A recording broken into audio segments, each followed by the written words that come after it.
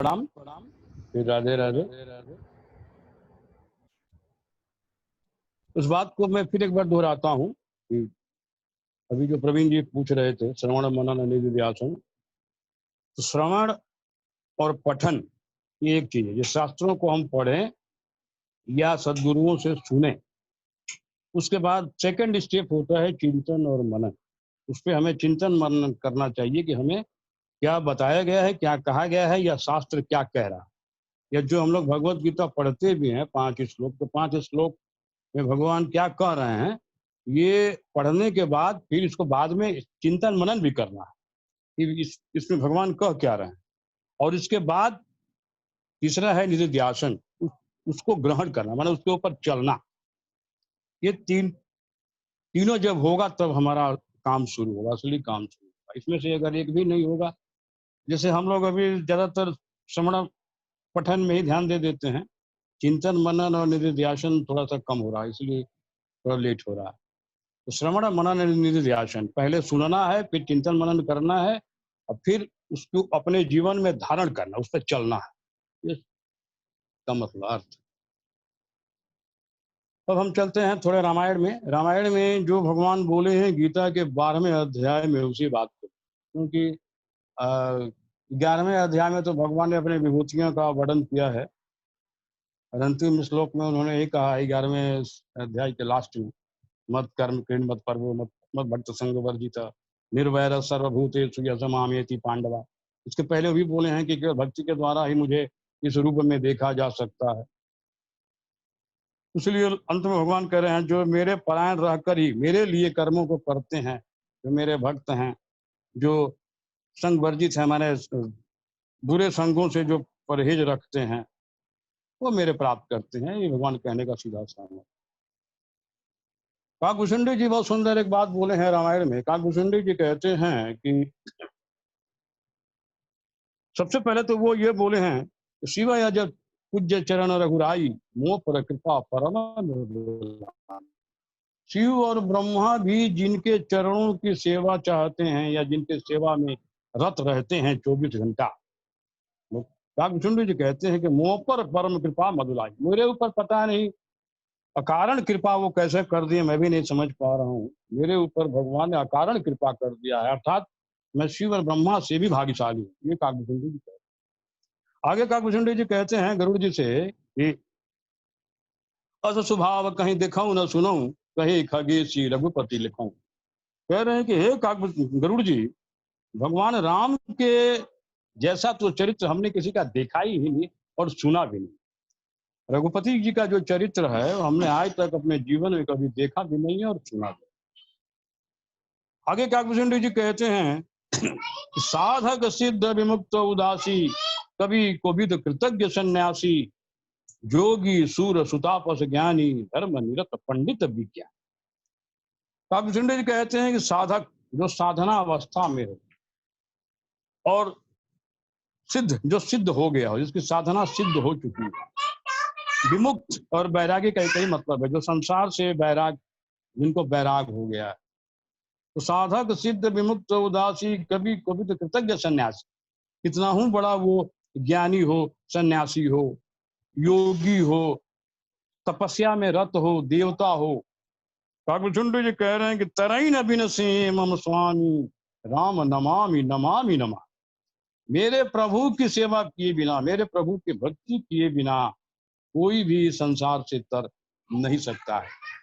यहां तक कि काकभूषुंडी जी कह रहे हैं कि वारी मथे घृत हो बरु सिकता ते बरु तेल, वारी मथे घृत हो बरु सिकता ते बरु तेल, बिन हरि भजन न तरिये भव यह सिद्धांत यह पे। कहते हैं कि जल के मथने से भले घी निकल आए, ये संभव हो सकता है। जल के मथने से भले घी निकल आए, बालू को मथने से भले तेल निकल आए, लेकिन मेरे प्रभु की भक्ति किए बिना कोई ये सोचे कि मैं तर जाऊं संसार सागर से, तो असंभव है, इम्पॉसिबल। काकभूषुंडी जी ने यहाँ तक कह दिया है कि तरने के बाद तो छोड़ दो, बिना भक्ति किए तुम्हारे अंतःकरण का जो दुर्गुण है मन का, वही नहीं निकले। कहते हैं कि भक्ति करने से क्या लाभ होता है, तो कहते हैं कि गरल सुधा समारहित होई, यही मन बिन सुख पावन कोई, व्यापहि मानस रोग न भारी, जिनके बस सब जीव दुखारी। कहते हैं भक्ति करने से क्या होता है कि विष अमृत बन जाता है, शत्रु मित्र बन जाता है, और मन के अंदर जो विकार बैठे हुए हैं, काम क्रोध लोभ मोह, ये हमारे आगंतुक धर्म है, ये हमारी निज का धर्म नहीं है। ये माया से संपर्क होने के कारण ये हमारे अंदर ये माया के धर्म आ गए हैं, और यही हमें बार बार दुख देते हैं। तो ये माया के जो धर्म है, गुण है, ये भक्ति के द्वारा ही निकलते। जैसे लोहा है, लोहा को जब आप गर्म कीजिएगा तो लोहा अग्नि का धर्म स्वीकार कर लेता है, गुण स्वीकार कर लेता है, लोहा पूरा लाल हो जाता है, खुद भी गर्म हो जाता है और दूसरे को जलाने लगता है। वो लोहा का लेकिन आगंतुक धर्म है, लोहा का वो निज का स्वतः का वो धर्म नहीं। लोहा को लाल करके अग्नि में तपा करके फिर अलग हटा के रख दीजिएगा तो धीरे धीरे धीरे धीरे वो ठंडा हो जाए क्योंकि उसका धर्म ही वो नहीं। इसीलिए हमारा धर्म भी ये काम क्रोध लोभ वाला नहीं है, तो माया के कारण आ गया है। इसी को भक्ति करके छुड़ा देना है, बस वो तो हमें आ जाए।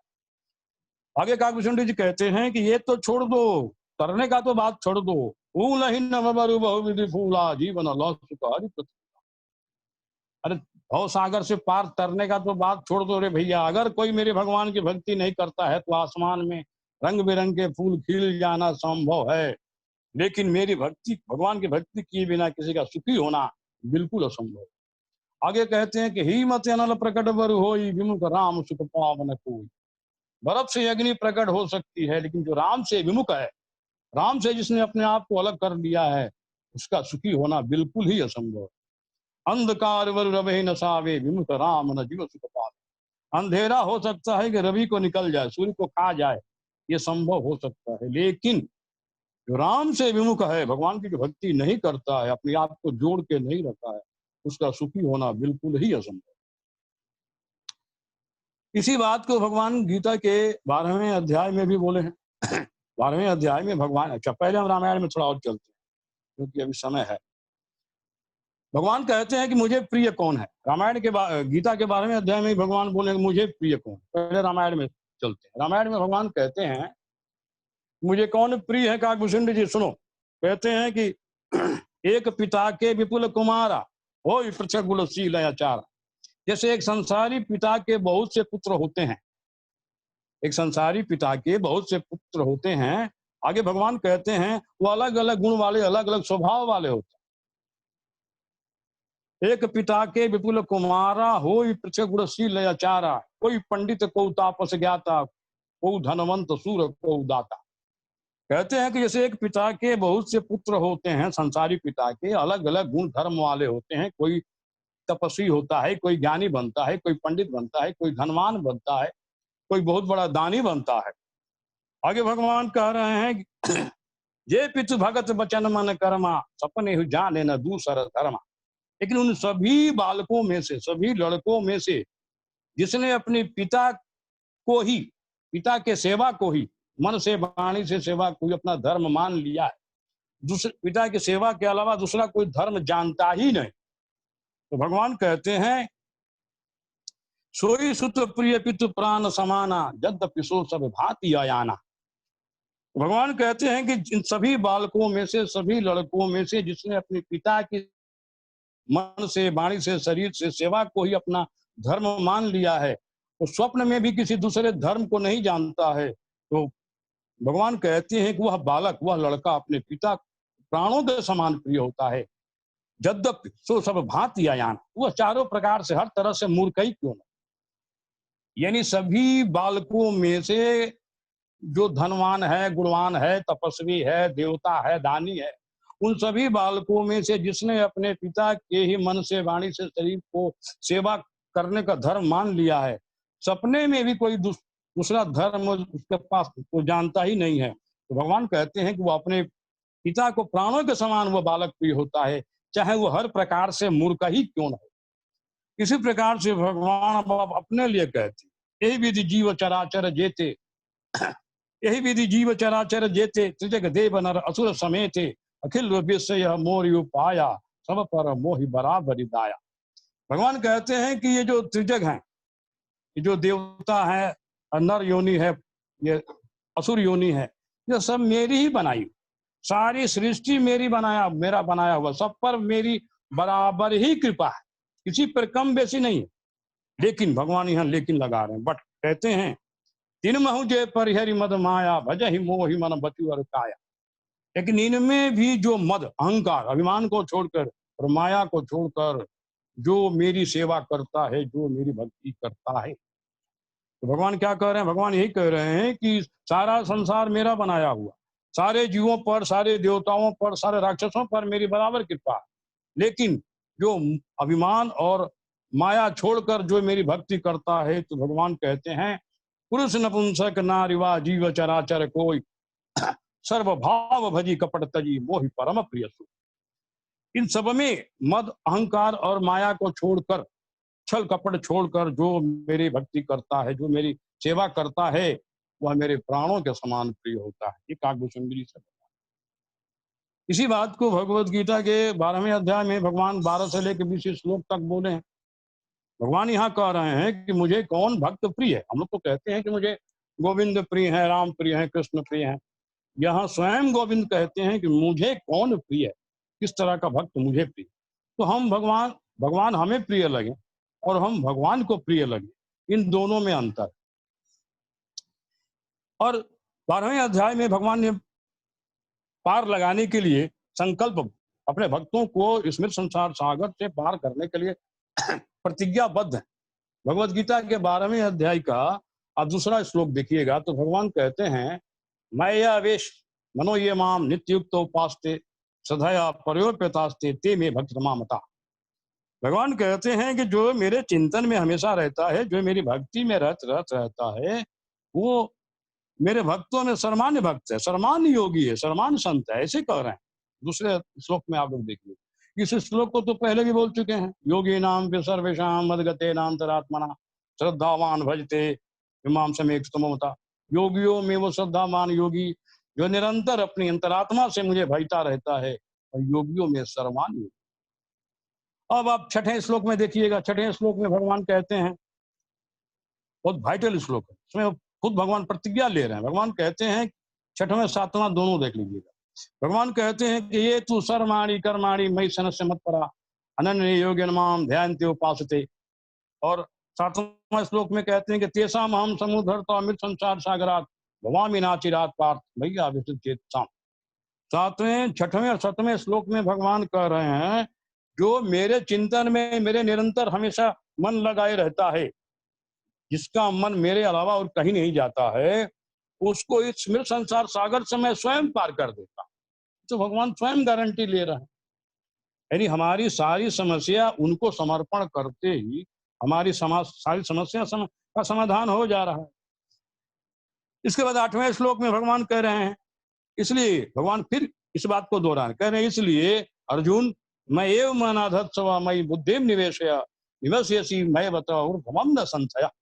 भगवान कहते तुम मन मुझ में लगा, बुद्धि को मुझ में लगा दे, इसके उपरांत तो मुझ में ही निवास करेगा, इसमें कोई भी दुविधा वाली बात नहीं, कोई संशय नहीं। अर्थात यहाँ फिर भगवान इस बात को दोहरा रहे हैं कि तुम समर्पण मन का और बुद्धि का करो। हम लोग समर्पण जनरली साष्टांग प्रणाम करते हैं या मंदिरों में या माथा टेकते हैं, तो वो शरीर का समर्पण है, वो मन बुद्धि का समर्पण नहीं है। जब तक मन बुद्धि समर्पित नहीं होगी भगवान के चरणों में, अर्थात मन बुद्धि का मतलब ये हुआ कि उनकी इच्छा में अपनी इच्छा मिला, जहाँ द्वैत भाव समाप्त हो जाता है। जैसे नदियां जब समुद्र में मिल जाती हैं तो नदियों का कोई अस्तित्व नहीं रह जाता, नदियां अपने को अलग फीलिंग नहीं करती, और वो समुद्र होगा, समुद्र की जो इच्छा है वो कर। उसी प्रकार से मन बुद्धि जैसे हम ईश्वर में समर्पित कर देंगे तो हम सारा हमारा कंट्रोल एडमिनिस्ट्रेशन जो है, गवर्नर ईश्वर ही बन जाएंगे, वही हमें चलाने लगे, तो हम 1% भी पाप नहीं कर पाएंगे। तो इस बात को, ये जो 8वां श्लोक है, इस बात को थोड़ा ध्यान देना चाहिए। भगवान कह रहे हैं मैं एव मनाधत्त मई बुद्धि निवेशयसी मैं हो तो धर्म न संचय। मन मुझ में लगा दे, बुद्धि मुझ में लगा दे, इसके उपरांत तो मुझ में ही निवास करेगा, तुम्हारा निवास अब कहीं दूसरी जगह होगा नहीं। ये गीता के 12वें अध्याय का 13वां 14वां से लेकर 20 श्लोक तक देख लीजिएगा। इसमें भगवान कह रहे कि मुझे कौन प्रिय। बहुत सुंदर श्लोक है, बड़ा अच्छी तरह समझाए हैं। तो 13वें श्लोक में भगवान कहते हैं कि अद्वेष्टा सर्वभूतानां मैत्रः करुण एव च निर्ममो निरहंकारा समा दुखा दुखा चंड। मतलब भगवान क्या करें, अद्वेष्टा सर्वभूतानाम, किसी भी प्राणी में द्वेष भाव न हो, किसी भी प्राणी से द्वेष भाव मत। हर प्राणी में तो मैं बैठा हुआ हूं ना। हम लोग किसी प्राणी से दोष द्वेष या उसका कटु वचन या उसका अपमान तब करते हैं जब हमारे मन से ये निकल जाता है, विस्मृत हो जाता है तो उसके अंदर भी गोविंद बैठे हुए। ये हमारे स्मरण में हमेशा रहे तो किसी भी जीव का हम अपमान नहीं कर सकते। ये जैसे ही विस्मृत हो जाता है कि उसके अंदर भी चेतन तत्व के रूप में, चेतना शक्ति के रूप में ईश्वर बैठे हुए हैं, वही हमारा गड़बड़ शुरू होती है। इसलिए हमें बार बार ये चिंतन मन करने की जरूरत है। चिंतन मन इसलिए कहा गया है। तो भगवान कहते हैं अद्वेष्टा सर्वभूतानाम, सब जिसमें किसी जीव में द्वेष भाव न रखता हो, मैत्री का भाव रखता हो, करुणा का भाव रखता हो। आगे फिर कहते हैं निर्ममो निरहंकारा, कहीं उसकी ममता ना हो, अहंकार तो उसको छू नहीं सकता है। सुख दुख में सम हो और क्षमामान हो, वो मुझे अतिशय प्रिय। बहुत सुंदर श्लोक से समझाए हैं भगवान। इसके बाद वाले श्लोक में समझाते हैं, 14वें श्लोक में कहते हैं संतुष्ट सत्तम योगी यत आत्मा दृढ़ निश्चय मयि अर्पित मनोबुद्धि यो मद भक्त स्वामी प्रिय। यहाँ भगवान कह रहे हैं जो योगी निरंतर संतुष्ट है, ऐसा नहीं कि सुबह में संतुष्ट हो गया कुछ पाया तो और शाम को असंतुष्ट हो, फिर दूसरे दिन संतुष्ट हुआ फिर शाम को असंतुष्ट हुआ, नहीं, वो एक बराबर संतुष्ट रहता है। भगवान कहते हैं संतुष्ट सत्तम योगी, जो योगी मुझसे जुड़ा हुआ भक्त सदा ही संतुष्ट रहता है मुझे पाकर। तो संतुष्ट सत्तम योगी यत आत्मा दृढ़ निश्चय, और मुझ में दृढ़ निश्चय वाला हो, आत्मा को मुझ में लगाया हुआ हो। तो संतुष्ट सत्तम योगी यत आत्मा दृढ़ निश्चय मयि अर्पित, और मुझे मन और बुद्धि समर्पित किए हुए वो भक्त मुझे अतिशय प्रिय। अर्थात इसमें बहुत क्लियर कट से समझाया गया है, इसमें कोई बहुत ज्यादा समझने की जरूरत नहीं है। इसके बाद हम थोड़ा बीच बीच में छोड़कर श्लोक बोल रहे हैं, आप लोग देख लीजिएगा। 13 से 20 का, जैसे दूसरे अध्याय का 18 श्लोक वाइटल है, उसी तरह ये 8 श्लोक बड़े ही प्रिय हैं और बड़े ही गंभीर हैं, भगवान जो बता रहे हैं। इसके बाद भगवान एक श्लोक में कहते हैं अनपेक्षा शुचि दक्ष उदासीनो गद व्यथा सर्वारम परित्यागी यो मद भक्त स्वामी प्रिय। जो बाहर भीतर से शुद्ध है, जिसकी कोई इच्छा नहीं, अपेक्षा नहीं, अनपेक्षा शुचि दक्ष, जिसकी कोई अपेक्षा इच्छा ही नहीं। शुचि दक्ष मन बाहर भीतर से शुद्ध, सर्वारम परित्यागी, हर काम में हर क्रिया में कर्तापन का अभाव उसके अंदर हो गया कि मैं इस कर्म को करने वाला हूं ही। भगवान कहते हैं कि उस तरह का भक्त मुझे प्रिय है। अब अंतिम श्लोक में आ जाते हैं 20वें श्लोक में। 20वें श्लोक में भगवान कहते हैं तुल्य निंदा स्तुति मौनि संतुष्टो यानी किंचित सर्वारम, तुल्य निंदा स्तुति मौनि संतुष्टो यानी किंचित अनिकेत श्रीमती भक्तिमान में प्रियो नरा। भगवान कहते हैं कि जो निंदा स्तुति में सम हो, अर्थात जैसे जैसे हमारी भक्ति साधना बढ़ती जाएगी, ईश्वर में हमारा मन लगता जाएगा और ईश्वरीय उपहार हमें मिलता जाएगा, उसी तरह संसार के जो विकार हैं वो हमसे स्वतः दूर हटते जाएंगे। इन विकारों से हमारा कुछ लेना देना नहीं रहेगा। तो भगवान कहते हैं कि जो निंदा स्तुति में सम है, जो मननशील है, किसी भी प्रकार से शरीर के निर्वाहन में सदा संतुष्ट है, अर्थात उसको भोजन मिल गया उसका काम हो और मुझसे वो आनंद पा रहा। भगवान यही तो कह रहे हैं कि संसार से तुम अपना शरीर का सामान लो, भोजन लो, जल, आत्मा का सुख तुम मुझसे ले लो, तुम हमेशा आनंद में रहोगे, 24 घंटा आनंद में रहोगे। लेकिन हम लोग क्या करते हैं, हम लोग आत्मा का भी सुख जो है वो संसार से ही देना चाहते हैं, इसलिए हम लोग 24 घंटा आनंद में नहीं रह पाते। शरीर का सामान संसार से और आत्मा का सुख परमात्मा से जो भक्ति के द्वारा मिलेगा, वो अगर हम पा लें तो हम 24 घंटा आनंद में रहेंगे, जिसमें बड़े बड़े संत और बड़े बड़े भक्त रहते हैं। सबके लिए भगवान का एक नियम है ना। भगवान का ऐसा नियम नहीं है कि कोई 1000 साल पहले गया है तो उनके लिए अलग व्यवस्था है और जो आज भगवान के पास जाएगा उनके लिए अलग व्यवस्था है। तो एक ही स्थान पर बैठाएंगे सबको, एक ही लाइन में सबको बैठाएंगे। और पहले गए हुए महात्माओं को भगवान यदि 1000 रुपया देंगे, जाओ घूम के आओ, खर्चा वर्चा करके आओ, तो जो आज गया है उसको भी 1000 ही देंगे। ऐसा नहीं कि तुम नया आए हो तो तुम ये 100 रुपया लो, वो पहले का आया हुआ है तो बड़ा लड़का है तो 1000 रुपया, जी नहीं। वहां एकदम इक्वल, सब इक्वल है, चाहे कोई बड़ा महात्मा हो या जो आज गया हो, सब एक ही लाइन में सबको बैठा, एक ही श्रेणी में बैठाया जाता है। तो भगवान कहते हैं कि जो रहने के स्थान में ममता रहित हो, निंदा स्तुति में सम हो, मननशील हो, शरीर के निर्वहन में सदा संतुष्ट हो और रहने के स्थान पे ममता रहित हो, वो आसक्ति रहित हो, स्थिर बुद्धि वाला धीर पुरुष या धीर भक्त मुझे अतिशय प्रिय। तो ये 8वां श्लोक आप लोग देख लीजिएगा, हमें 3-4 बताया। तो कहने का मतलब क्या है? कहने का मतलब है कि सारी क्रियाएं अपने आप होती जाएं, हमें केवल। अब भागवत में भी कपिल भगवान माता देवहूति को बोले हैं, माता देवहूति से उन्होंने कहा है कि मेरा आश्रय लिए बिना, माता मेरा आश्रय लिए बिना कोई भी इस मृत संसार सागर से पार नहीं हो सकता है। इसलिए मनुष्य की सबसे बड़ी कल्याण प्राप्ति यही है माता, कि उसका चित्त यानी उसका मन तीव्र भक्ति योग के द्वारा मुझ में लग के स्थिर हो जाए। और सबका हुआ है तो हम लोगों का भी होगा, इसमें कोई भी संशय नहीं। सब लोग अपने मन को लगा के स्थिर किए हैं तो हम लोग का भी होगा, धीरे धीरे ही हो, कोई बात नहीं। भगवान ने यहाँ तक कह दिया है गीता में भी और भागवत में भी, जो अपने साधना के पथ पर निकल पड़ा हो, जो उद्धार के पथ पर चल पड़ा हो, उसका विनाश कभी हो नहीं सकता, पथ से गिरे ही नहीं सकता है, क्योंकि उसके पीछे पीछे मैं चलता हूँ उसको संभालने के लिए। उद्धव जी से भगवान ने ये बात कही। तो समय खत्म है, आप लोगों को प्रणाम, राधे राधे।